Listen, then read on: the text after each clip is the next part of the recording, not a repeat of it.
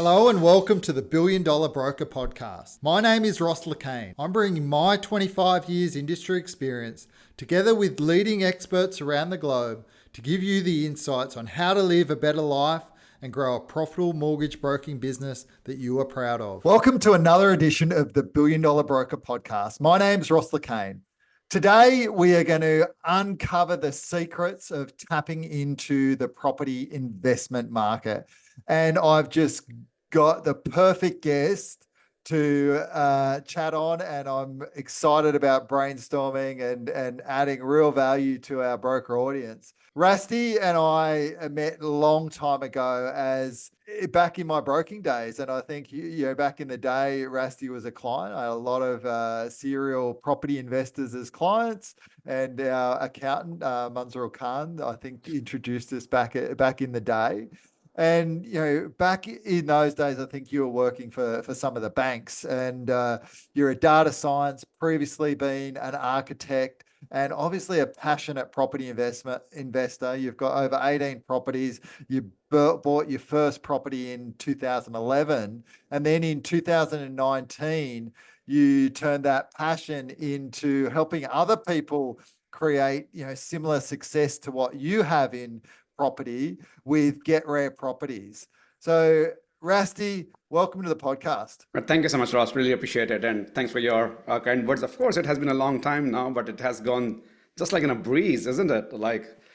I think we got in touch with maybe in 2013 or 14, but yeah. Good Definitely. We've known each other for longer than 10 years, and it's been exciting to see and help you along your journey. And then, we connected at a business coaching group when we were both starting. You were starting your buyer's agency business, and I was starting my coaching business back then. And the last 4 or 5 years has been it seems like it's gone like that, right? So, and I've seen you rise in your success, and the number of people that you're now helping on that property investment journey is really exciting.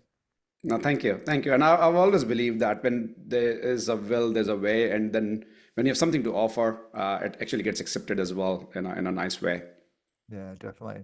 So we're going to unpack a few things today, but one of the things that I loved was finding a niche and getting into that property investment market. As a mortgage broker, it is an area that is so important because as a buyer's agent, you will know, unless someone can finance a property, then it makes it very hard to buy a property, right? So the first step and a major part of the process is obtaining finance. And there is a difference between your average broker and someone who specializes in property investment finance. And your average broker may be able to get someone into 1 or 2 properties, but your seasoned property investment advisor, when it comes to finance, is the person who's going to help that portfolio dream come true. And I know, this is something that you're passionate about with your clients in terms of not just buying one property, and this sort of sets you apart. And in terms of you're really focused on that, helping people to build a property portfolio. So today, let's just start with, why property? Why property? Why property investment? And why property as a vehicle? Do you want to talk on that a little bit? For sure. So property is a very tangible asset class. So people can touch and feel. It's not just an investment. People really need roof on their head. So the supply and demand matrix around it is very straightforward compared to any other investment vehicle. Why properties? Of course, people need home to live in. And why investing? Because this is certainly a great hedge against inflation. It's a asset class whereby we can really think about the supply and demand and use that as a vehicle to build wealth over the period of time if it is done strategically. I love it. And you touched on a real point. And given where we are sort of nationally with vacancy rates under 1% around the country at the moment. And, people need somewhere to live, but, so it means it's going to be in demand. But that point also leads on to something, that's basic, which makes property investment accessible to most people, because, most of us have actually lived in a house for most of our lives, right? It's in Australia, we're fortunate enough that, hey, we've got a good housing. So people understand that investment type, right? Because they've lived in a property all of their lives, right? So it's not, like a share investment where you have to understand the performance of a company. It's something that's open to everyone because they understand the basic fundamentals of how housing works, right? In terms of, and a lot of us, before we've bought our own home, we've actually rented, and so we get it, right? So, from that point, it's, and I heard a great quote, I can't remember who told me, but saying, it's not set and forget, because sure, we have to manage it. We have to manage the rents. We have to, look after our insurance, renovations, do bits and bits. But it's, we don't worry about it, right? Because we understand what it is. Property rarely goes down to zero. If we look at the historical growth charts, roughly around, houses are around 7%, units are around 6% growth, right? So historically speaking, it's a pretty safe asset class that people really understand. No, totally. And if I have to add as well that, like when people don't have money, then I would say that investing in properties should be considered as a business as well, Mm, right? So it's not really just a way of parking money mm, or just buying in the next door suburb. So the whole idea of investing in properties is basically threefold, if I can say this. One is mm, the leverage. When you don't have mm, money, just with only 10% or 20%, you can get exposure to the whole 100% of the asset class, as in your own exposure, thanks to the banks and the mm, brokers who can really get the funding around it. mm, Second part is that it's like, unlike the share market or any of the markets, they are very efficient market. And what it means is that all the information is already priced in. mm, However, property market is very unique because every property has its own supply and demand, and it really comes down to the sentiments of the buyer as well as the sentiments of the seller. What we really talk about, the distress sales and whatnot. So that really makes it a lot more inefficient market. mm, So a same property which people are buying for 700K, if there's a distressed seller, he has to move out of the property. He might be happy to let it go for say 650, 660 as an example. So, mm, so there could be money to be made while even getting into the market. And of course, with the leverage that we can have. And the third element of it, which I really like about, is the whole element that you don't have to sell the property, sell the asset to really get your profits out. Again, talk to mm, the broker, get the equity out, and we can still continue building on the back of the profits that we are making on our first initial investment. So the whole concept, I mean, which probably called as a pyramiding, that really makes it too much of a great, avenue to make money. So if I have to really summarize, it's the leverage, mm. inefficiency in the market, as well as the pyramiding, that's really gets us, started excited about it, that what this property investing, if considered as a business, can do for someone. Oh, definitely. I love those points. And I quite often give the example, of, buying a property, and it comes into mortgage brokers, and, one of the decisions that they have to make, for, along with their clients, is, are they going to use lender's mortgage insurance, or are they going to use, a 20% deposit? And then this comes down to leverage and goals. And we'll get into this when we're talking about, growing a portfolio. But for me, for my property investment journey, I utilized LMI, right? Lender's mortgage insurance. So to allow me to leverage higher. And if you look at it, and again, let's use some sort of simple figures, right? But if I'm buying $1 million property, 200,000 plus costs, let's call it 5%, 250 grand, right? So, if I'm in for 250 grand, and let's say, for example, that property goes up in value, I'll just get my calculator out. So, by 7%. So that's 70,000, right? So 70,000 divided by, the 250, that's 28% growth, right? And obviously, this is compounding because it compounds year on year. But, and we quite often talk about self-managed super fund returns and so forth and the power of leverage. And quite often that lending is done at, 20% deposit. So you look at that and you go, okay, I can get a 28% return factoring, if people could put their money in a term deposit and get a 28% return, Exactly. they would be stoked, right? It's so this when we look at it from a numbers point of view. And then, quite often when I was broking, I would structure deals that would be an 88% plus LMI, right? So Yeah. again, that same sort of, focus. And again, for simple figures, 12% deposit and a 5% cost, that's 17, that's 170,000, right? So Yes. in terms of, your similar figures now, the growth of 7%, 70 divided by your 170,000, the return on that is 41%, right? There we go. So, yes, we've put in a lesser deposit, but the leverage that mortgage insurance has allowed us to make means that, hey, we've put $80,000 less in, which that can be used for another property, and we're getting greater return on our initial capital, right? So I think, that's the example when it comes to leverage in terms of, the other things, the inefficiencies in the market. And, this is where the strength of somebody like yourself comes in, Rusty, where, you can speak to the agents and understand the motivations behind, the vendors to be able to, make use of those inefficiencies within the market. And, thirdly, as you mentioned, the ability to not sell and to be able to leverage and use equity to go from one property to two to four to eight to potentially 16, as you say, in the pyramiding is where the success comes into it. And when we get into talking about portfolios, we'll go into a little bit deeper in terms of the pyramiding, right? So Yeah. let's Exactly right.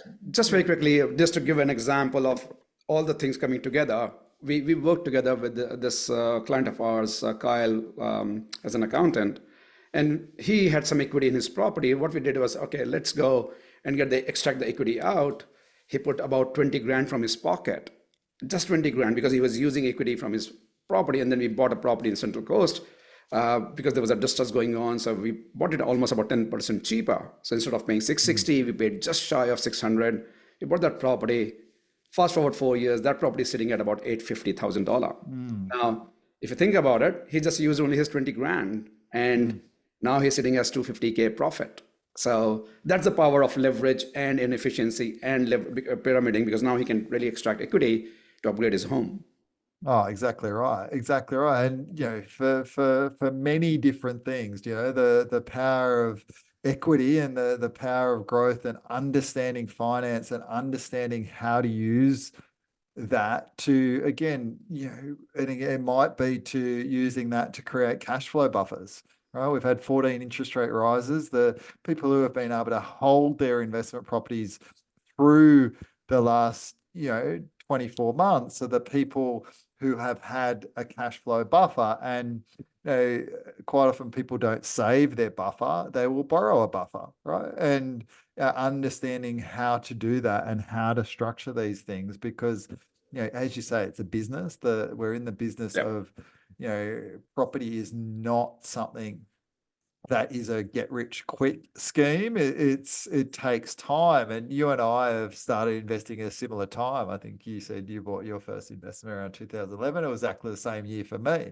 and we've got similar sized portfolios now, right? So, in terms of the journey, and I'm sure for you and for me, if we look back on our journeys and we understand the growth, and when we're looking at the growth of properties, and similar to you, I had a number of properties in Brisbane, And, we were waiting years, right? Every year they were saying Brisbane's going to be the next area to grow and to go. And it didn't go for a while, right? Yes, we may have smaller gains, but it wasn't until the COVID years. And, the market didn't just go up by a little bit, it went massively and within a 6-month period, right? So, while we might average and annualize it out as a 7% growth, property doesn't work that way, right?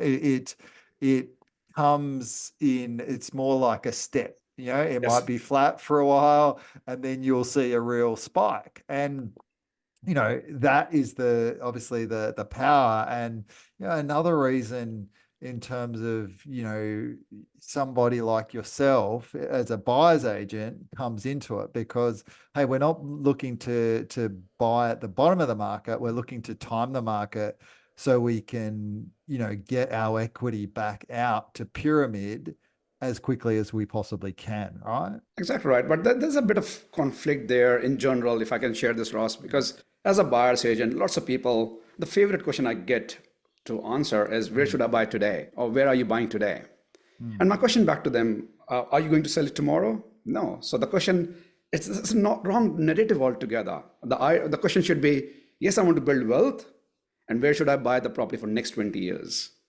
Right? And then all of Yes. a sudden, it's a different narrative. We are really talking about long term. We're really talking about the numbers and the risk, everything all together, rather than where should I buy today? Yeah, I get your point, but at the same time, I could buy at the bottom of the market. If I bought in Perth in, let's say for example, 2012 when we started investing, I would have had to get my equity out of that property. I would have had to have waited 10 years to get my equity out of that property, Yeah, right? So and if that's my first property I buy, I'm stuck in that property for 10 years time, totally. right? So I can't pyramid my property. I get your point that there is a holding, but at the same time, we need to be able to, have a property that's in a growing market if our strategy is to grow a portfolio. If we're just buying a mum and dad and we're just buying one property, and we're prepared to set out the test of time. But I Yeah, think this is a great point that leads into it's understanding your client's goals the first time you sit down with that client, right? Because if you realize that this person does not have portfolio aspirations, and they're just looking to buy a property and hold it for the longer term, or are they looking to fairly rapidly sort of grow a portfolio? And so the type of property and that they buy is going to be very important when it comes to that. totally. And that's what I was saying. Like, I didn't really mean to say that buy anywhere in the whole country. It was more around how can I build my portfolio? Yeah. Because it's not just about the numbers and like, yes, as much as we like to say that we know how to time the market, it's, like you and I, we've got in the Brisbane Yeah. market because we knew that it's about to tilt, but we still It can't really didn't. time it. Yeah. And that's why you had to go early, Yeah. take the benefit of the market matrix of the Yeah. supply demand matrix economics more than the sentiment. And then based on that, again, there has to be the right balance of the momentum play, like where we are growing, where should it grow and get to 6 months. But we don't really want to go to the point whereby it stalls over that point just because we took the benefit of the momentum play. So it has to be an overall strategy. And the term that you used for the broker versus advisor. Yeah. Because broker can get a loan for our property. Advisor would be someone who would really think about the whole thing, about the long-term goals and trying to work it out, the structuring. Because you and I can really get the gist of LMI and the benefit of investing in with that. But unless we know what we are really, the benefits of it plus the cost of it, unless I have a discussion around the benefits of going for LMI, the cost will actually hurt the buyer. Otherwise, like they're like, why should I pay 2% when I already have another 10% sitting with me? So Right. that's a conversation talking about the long term and then bringing it back. And definitely, and it's the same situation as an experienced if we call it mortgage advisor rather than a mortgage broker. As a mortgage advisor, you take that person's position. And, of course, if someone's sitting on $5 million worth of equity in their property, to exaggerate, no, we're not going to put them into a property where they have to pay LMI because they don't need to. They've got enough to buy the next few properties without even getting to the point where they're going to have to start paying lender's mortgage insurance. So of course, we're not going to maximize the leverage in that case because that person doesn't need to. And so I think this is a sort of the caveat where we take each person's strategy on its own merit. Yeah. And then that sort of leads us into the different types of buyers that can see and the different sort of strategies that we can take, right? And so, I guess your typical types of investors, that we see, if we put some profiles around them, right? I think the first one is what I call your accidental investor, which a lot of mortgage brokers sort of see. And there's some pitfalls when it comes to the accidental investor that I guess we need to talk about. But the accidental investor is the person that loves their home and wants to buy a new owner-occupied home, and they say, "Oh, I'll keep this one as an investment property." Yeah. Right? Let's talk on that, and let's talk about the pros and cons for this particular strategy. Yeah. So, like this is very typical. This is a very common type of investor. Like they never thought about investing. They always felt emotionally attached to the property. They don't really get into, I guess, the element of kicked out by the landlord. So they say, okay, whatever I can afford today, I'll buy it. But they go with the intensity that, okay, this is my home forever. But what statistics tells us that people tend to move out of the property within 7 years. So the property they thought that they will be living forever, come 7th year, they are either moving or they're upgrading or they're downgrading. When that happens, first of all, there's a bit of challenge over there. Like people try to pay off their mortgage because they are going with that mindset. They want to pay off their mortgage. Then all of a sudden, the LVR, as in loan to value ratio of the current home, gets reduced very quickly because they are actively trying to pay off. Now, when they have enough capacity, they said, okay, let's go and upgrade the home. Now they are looking for the new home. So they buy basically maybe a bigger property as an example, and they say, okay, now this is our PPOR as in principal property of residence. But rather than selling their first home, they say, okay, like I still have money, I can afford to have it.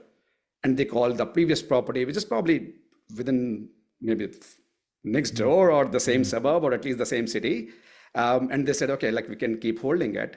So strategically, from the structure point of view, it's a mistake from that perspective because now we have a huge owing to a new home, which is a PPOR. Huge non-tax deductible debt. Non-tax deductible. Yeah.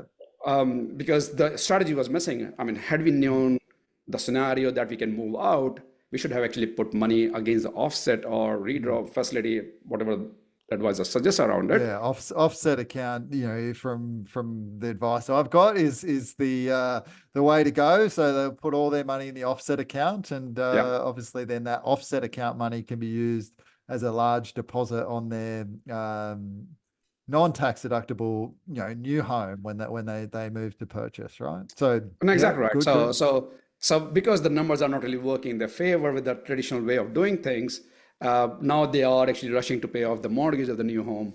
And then they kind of get stuck in a way unless they realize that, no, they need to do something, debt recycling being one of them. Maybe they should consider maybe selling it, the first one. But again, the way it works, it's a pro rata basis as well anyway. So the growth on their first home, PPOR, will be capital gain tax free for that portion of the years that they held as a percentage. So, I mean, if the property had a very good run, maybe they should talk to our valuer to get a formal report so that it's easy later on to the ATO that the value that has good increase what was at that level. So we need to be mindful again, if there are people are doing that, then we have to be very careful about it. Otherwise, so for example, the 10 years there was a great growth, but for next 10 years, nothing happened. But from 8 years perspective, half of the money would be capital gain tax free, not the other half, as an Yeah, example. great tip, great tip, great tip. And as brokers, we we see a lot of this, and as you mentioned, there's pitfalls because in some cases that they end up with a really small tax deductible debt and a massive non-tax deductible debt, right? So in terms of as an investment, sometimes they would be better off actually selling that property, using that money to reduce their non-tax deductible debt, and then using the equity in the new home that they purchase strategically to purchase other investment properties that are going to be 105% tax deductible, right? So in terms Yeah. of understanding this and being able to have detailed conversations as brokers for what I call the first type of investor is the accidental investor is really, really key. Yeah. This Sorry, before moving on to the next one, but I would also add that we need to be mindful of the lack of diversification. If this happens in the same city, same type of property, which typically the next door suburb, we need to be mindful that if we have two properties as an accidental investor, are they the good two best assets that I need to have in my portfolio? So of course they exactly can't really right. move their current home that they want to live in, but they should be thinking about diversification. So not just the benefit from the tax point of view about the loan structuring, but also the element of reducing the risk is Yeah. also statement there. Yeah. Yeah, definitely. I mean, the tax is one thing. The other, obviously considerations that they need to make is the selling costs and then the buying costs in terms of, so, it's not, there's no one right or wrong answer, but it's Yes. just sort of weighing these things up and sort of, making your clients aware that, hey, potentially they should get some advice around this and some of the things that they potentially should look out for, right? So, the second type of investor that we see as mortgage brokers is normally your, what I call your mum and dad property investor. So maybe they've had an owner occupied home for a while and they're thinking, hey, we should buy an investment property. And quite often, these people appear after the market's had a massive run, and all their friends and family are talking to around a barbecue about the success of their portfolio, and they buy in at the peak of the market. But that's another story. Um, Yeah, and it's a favorite so pastime. The property yeah, is a favorite pastime. yeah. When things are going well, everyone talks about it at the barbecue. When things are going poorly, no one talks about it, right? So, normally when the mums and dads sort of start to get interested when property's had a massive run, where your professionals get in just as it's starting, the mums and dads tend to get in at the end, right? So, in terms of your mum and dad type investors, talk to us about, them and some of the conversations that you have with these guys when they present to you.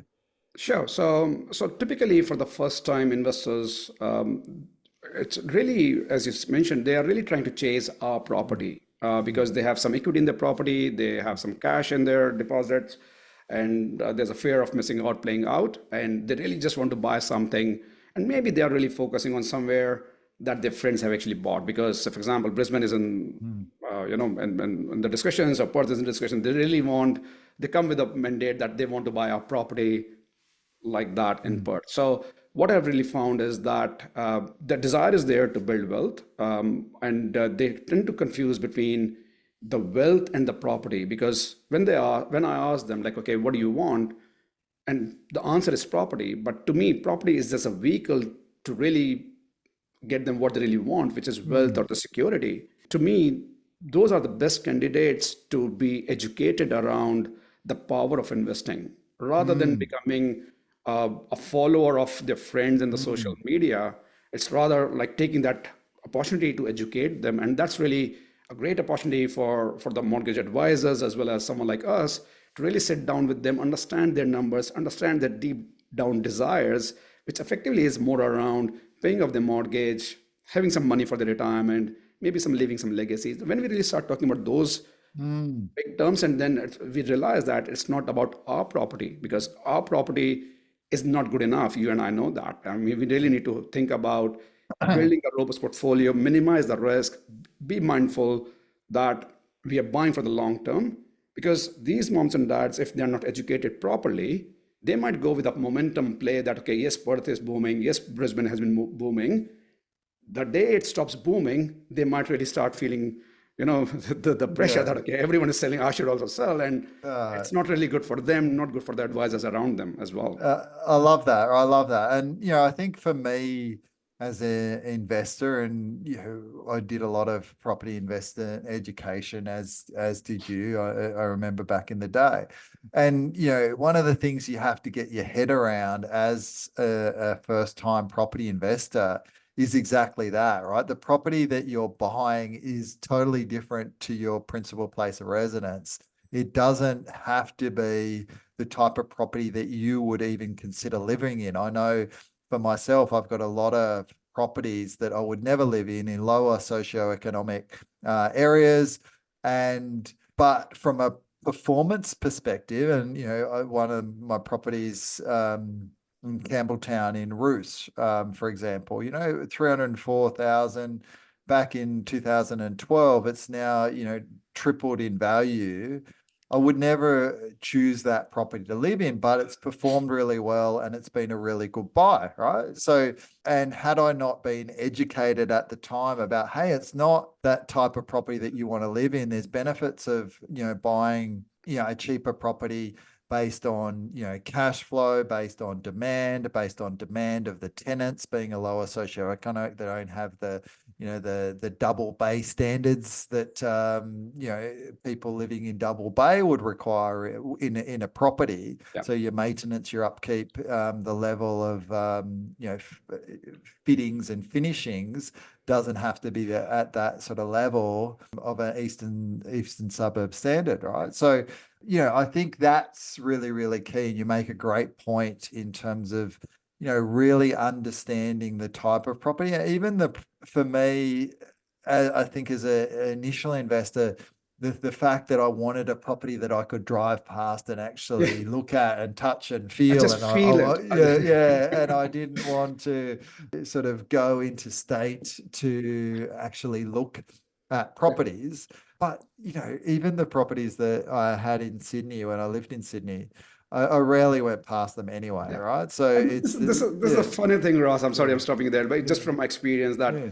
I got interstate properties as well. And I kid you not, I've actually visited them more than my local properties, Mm, because I always feel that I can always go and have a look. And it's mm, been 7, 8, 10 years that I've never been to them, compared to when I'm booking on my flight to Brisbane. Then I might say, okay, while I'm there, I'll probably make an appointment with my property manager and access and just have a look at the property. So it's on the contrary that what people think that, oh, it's my next door property, I can have a look. It's actually the contrary is true, at least for me. So, yeah. and coming back to your previous point, Ross, and exactly right. Like people tend to put themselves in as Mm, if they are buying for themselves. And the question that I actually tend to ask them is that, are we looking for great property or are we looking for a greater investment? love it. Because Love it. sometimes it might not be the same. Love it. Love it. So good. So that's our second type, right? So we've got the accidental investor. We've got our mum and dad investor. The third type is our rent fester, right? And as a mortgage broker, and especially now, people are priced out of the market. I was speaking to a broker based on the Northern Beaches, and that's where you're from, Rusty. And he was saying that, constantly he's having chats with first home buyers who are priced out of their local market. And quite often, a lot of brokers will turn them away saying, hey, you don't qualify. Where there's a real opportunity to, and you mentioned education before, to educate these clients and talk to them about what they can do to get into the market sooner, which is obviously going to help them achieve a number of their property goals. So, whilst it may not be their primary, objective at that point to create wealth through property, it can be used as a stepping stone to get into what they really want, which is a home to live in an area that they can afford, right? So, Yep. and so do you want to talk to us about, these conversations with, your typical sort of, tend to be young, quite successful, but just can't, for whatever it is, whether it's a deposit or income, they can't buy the dream home with, average purchase prices on the northern beaches in the millions. What are some of the conversations you're having with Sure. these types of Well, clients? Yeah. what I'm seeing here, Ross, lately is that rent investing is not just an alternate. Mm, People are actually choosing to make a deliberate decision to become a rent investor. So mm, it's not that whether they can afford to buy a home or not, and that's why they are doing rent investing because they have probably no choice. But then the people who can afford to buy their home, dream home that would like to live in, they are deliberately choosing to become a rent investor. mm, And the thing is at a very high level, it actually rent investing allows us the flexibility. And I'm one of them, by the way. I can afford to mm, buy a home here, mm, but I've chosen not to mm, because it just gives me flexibility. I can move around, mm, as an example. And of course, I'm living in a decent property.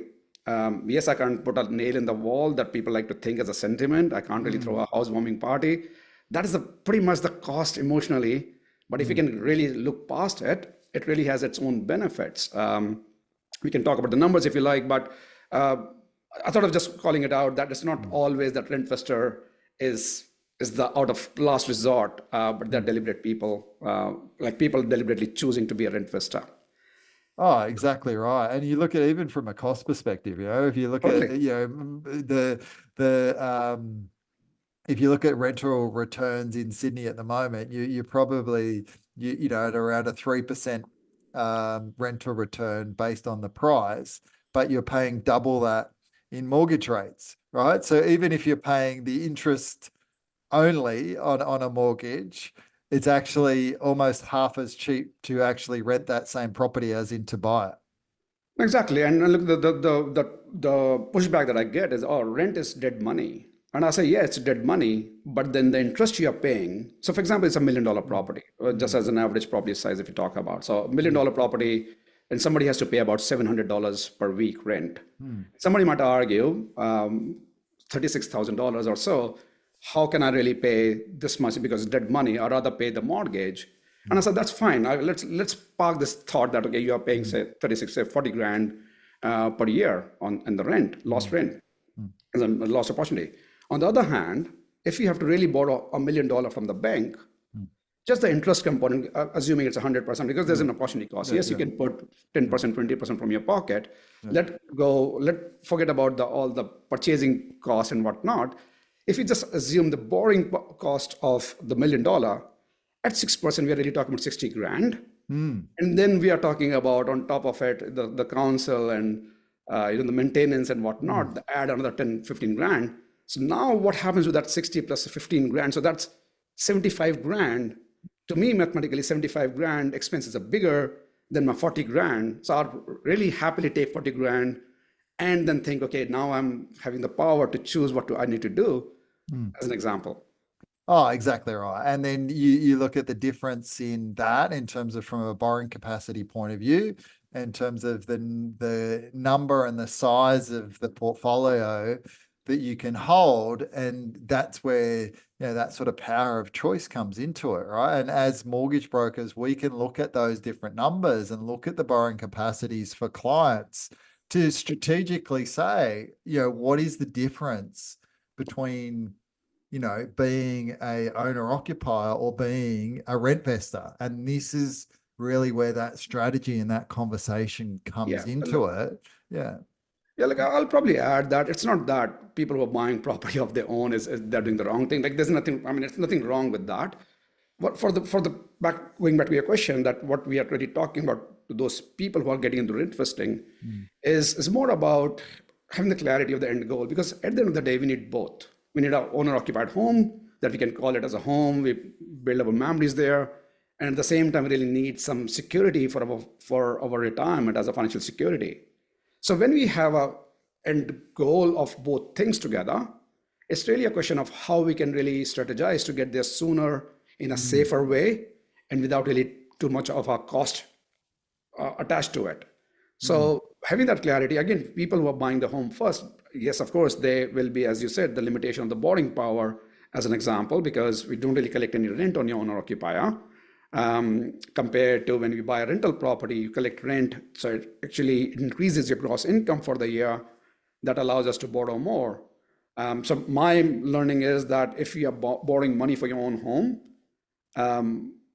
that's first of all not your home, that's your bank's money, bank's home, not yours. You're still, it's not your home. So either we really need to build the savings first, but then even for the people who buy the home and then pay off, say next 10, 15, 20 years, they still have to keep working for next 10, 15, 20 years for their retirement.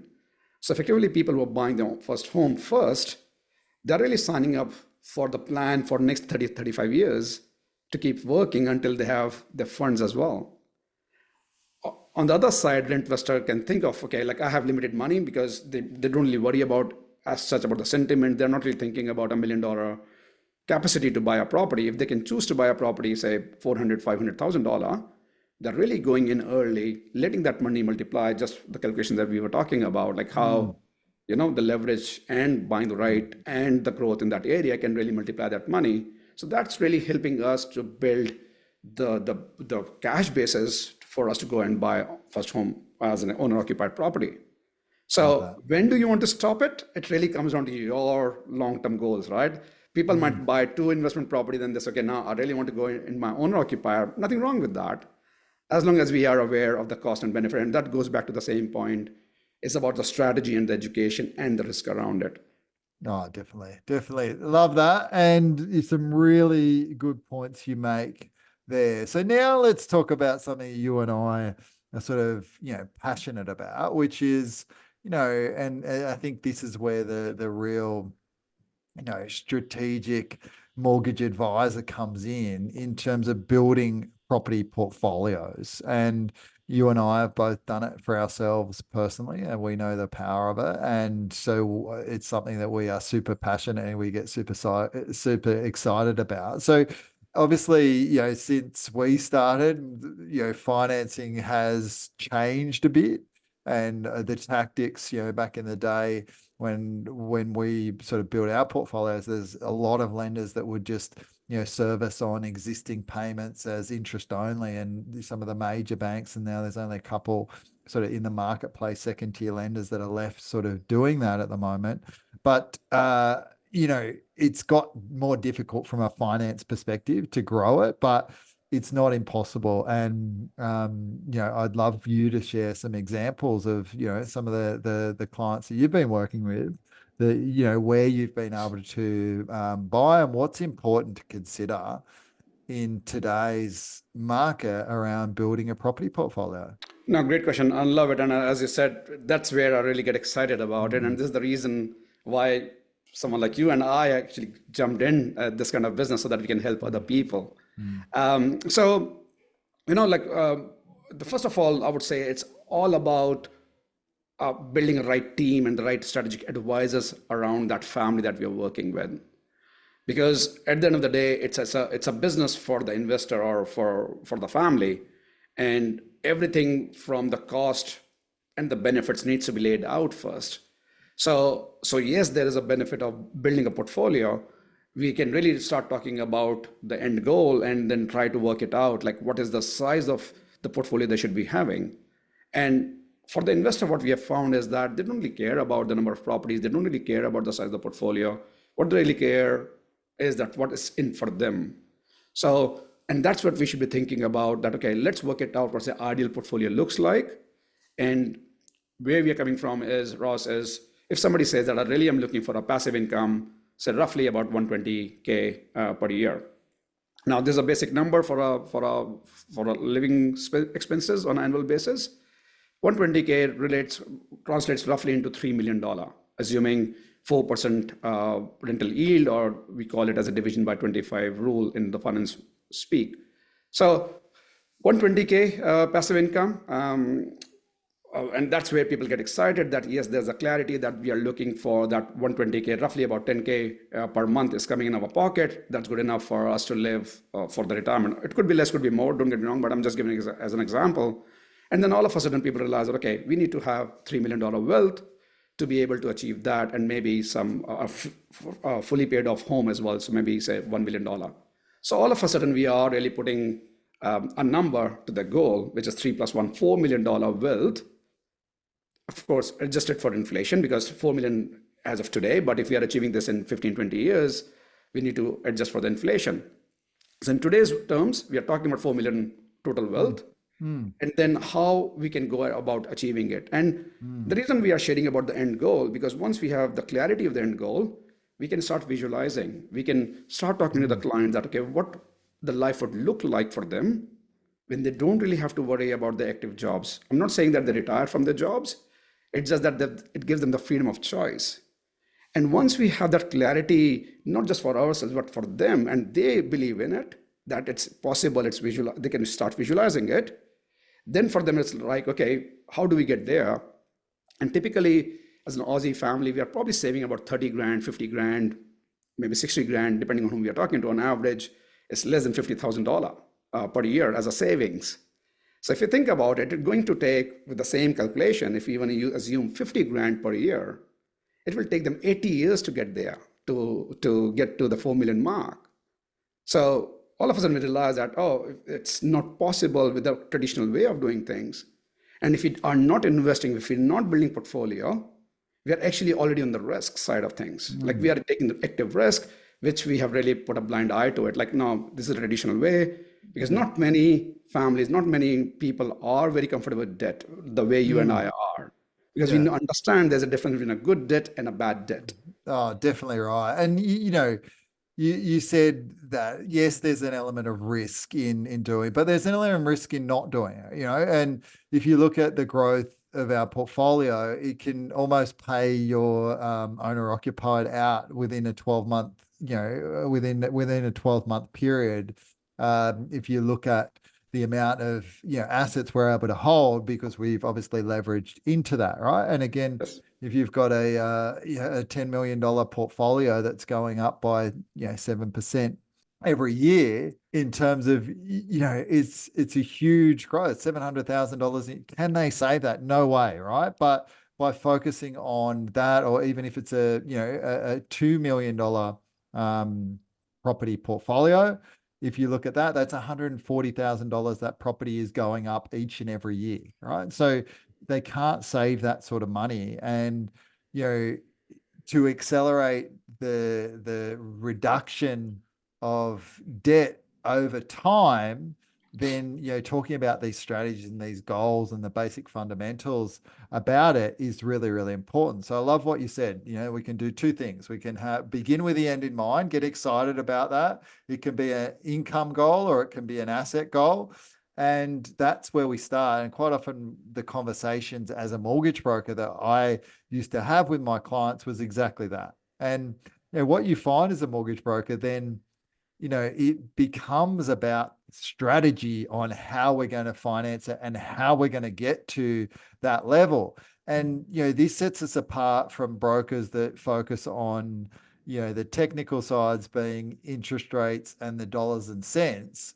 We're Yeah. focusing on, because we know if we can help you buy an extra $1 million worth of property, that property is going to go up by $70,000, which, compared to an interest rate, even a 1% difference, maybe 10 grand, on $1 million loan, whereas you're looking at 10 grand versus 70 grand a year. So it pales in comparison to the strategy, right? So it becomes all about the strategy. And this is where what sets those good investment advisors apart, because we're suddenly talking about things that clients are getting excited about, which is that long-term goals, and we're building strategies in to allow them to be able to go after it.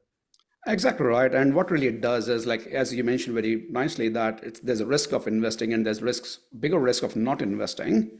And how do we go about balancing it out in a very strategic way? So I've written a book, as probably you are aware, that the Property Wealth Blueprint. Mm. That's really goes in deep dive into how to think about the strategy and what it does now when our client base really gets understanding of the whole thematic behind it, understanding the risk, understanding the team, understanding the strategy. then onus is actually on to them that how quickly they want to build the portfolio now. Because to get to that 4 million, the example that I was talking about, we have to have a $4 million portfolio first and let it have enough time to double in value whenever it does. So effectively, what we're really saying is that let's build a portfolio of 4 million, let it grow, let it double in value. Yes, we are taking leverage in the beginning, but as the property grows, then we sell half of the portfolio to pay off the rest of the portfolio. So it's a very high level thinking I'm sharing here. Doesn't really have to be exactly 4 million, could be less, could be more, because it really comes down to the limitation, the constraints, and the preferences. Yeah. Now, what it And, does and though, sorry, keep going. what it does though is that the period of doubling will only start when we have built that portfolio first. So effectively, until we build that 4 million portfolio in this example, we are still not in the growth zone yet. Like we are still in the acquisition phase. So now the quicker we finish our acquisition phase, sooner we'll get into the growth stage. So now when the clients really get this concept that no, it's all about acquiring, it's about building the portfolio in a safer way. That's why the concept of portfolio diversification and risk mitigation and buying in the different areas really comes into play. And now the thinking is that, okay, for the client, when he understands it, he will be bugging the broker saying, or advisor saying, can I borrow more? Give me the loan now. Is it possible? No, come back 2 months later on. You know how much I've bugged you in my time of acquiring properties, because and you are the one, no, slow down. I mean, the ball is on the other court now, because at the end of the day, we're just advisors. Exactly. If you can motivate them, inspire them, then they are the driver of their own journey, or the captain of their own ship. Love it. You mentioned a couple of things that I'll sort of summarize there in terms of, having that strategic long-term play based on your goals. And one of the things that you mentioned was the importance of having that team. And, from my own personal property investing, I think all bar one property, I used a buyer's agent. The other one I used one of the local agents that I knew to help. And even being someone that had access to all the data, being in the mortgage broking industry, I still chose to use a buyer's agent, because you don't have that same sort of emotional attachment when you're looking to buy an investment property. So, and being a busy dad and husband, and running a larger sort of broking business with the time constraint, I just didn't have the time or the inclination to want to go out and source my own properties. So by using a team and, using buyer's agents, using, really good accountants, really good, solicitors, then you've got your, pest and building inspectors. There's a number of people, your tradesmen that you use to renovate the properties and so forth. It really is a team sport, and I know this is something that you are passionate about. So talk to me about the importance of having a team when it comes to building a property portfolio. So totally appreciate it. And yes, I'm super passionate about thinking of property as a business, and business not just for you and I, business for the family who's investing in the properties. Now, for any business to be successful, we need only two things. We need a business plan, because if you fail to plan, we are planning to fail. And so it's a strategy or the business plan. And the second thing is the team who can execute on that business plan for that business owner. So yes, we can really think about the plan and strategy and everything, but that's only on paper. Somebody needs to be there to execute it. And as you mentioned, there are so many professionals, and because it's not really as an easy thing just going out and buying something and parking it in your locker and it grows in value. No, there are so many moving parts. And from what we just mentioned, like strategists to think about the strategy, to the mortgage advisory, how we can really get the loan, property manager who will be actually managing the property, because buying the property is the maybe one-time thing, but somebody has to manage the property. So dealing with the land, with all the issues that landlord has to face, rather than taking all those queries and directly in middle of the night, like, oh, the plumber is required, you don't really want to take all the calls, whereby we can think of designating that role to a local property manager who has access to the local tradespeople, as an example. There's insurance, for example, like when we have a decent portfolio, I can choose to go and buy insurance directly from the insurance brokers, but I'd rather go and pick a broker who's expert in that area of comparing the, all the claim, like all the policies, and compare the premiums, and then become a point of contact for me, as an example. So when we start thinking of this as a different departments of the business, all we have to really think about who's the head of those departments. And as a business owner, as a property portfolio owner, all I really need to have a tap on it. Accountant being one of the other one as well, which is important, because it's not just about buying and having the, I guess, strategy or the structure around the ownership, but also the bookkeeping around it and filing for the taxes. Like I spend, actually not, maybe about 20 hours per year on my portfolio, and it's a not really set and forget in a way, because I'm still spending 20 hours, but I would really like to spend that much to just talk to my team members on a monthly or a quarterly basis. So team building is super important. And once we have the right team, it can be a very easy breeze. As an example, we were working with a doctor client of ours.